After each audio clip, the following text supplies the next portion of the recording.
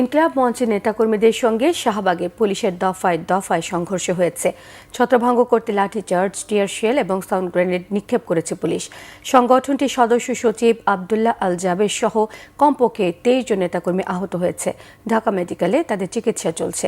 এদিকে পুলিশের সঙ্গে সংঘর্ষের পর দাবি আদায়ে শাহবাগ মোড় অবরোধ করে বিক্ষোভ করছে সংগঠনটির নেতাকর্মীরা। রিপোর্ট করছেন সৈয়দ আব্দুল মহিত।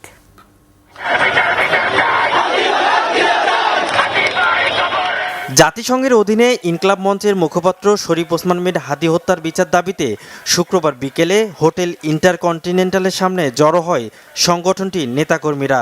পরে প্রধান উপদেষ্টার বাসভবন যমুনার দিকে যেতে চাইলে পুলিশ বাধা দেয়। এ সময় নেতাকর্মীদের সাথে পুলিশের বাকবিতণ্ডা হয়। এক পর্যায়ে ব্যারিকেড ভেঙে যমুনার দিকে যেতে চাইলে পুলিশের সাথে সংঘর্ষ শুরু হয়। ইনকিলাব মঞ্চের নেতাকর্মীদের ছত্রভঙ্গ করতে লাঠিচার্জ, টিয়ারশেল ও সাউন্ড গ্রেনেড নিক্ষেপ করে পুলিশ। এ সময় সংগঠনটির বেশ কয়েকজন নেতাকর্মী আহত হয়।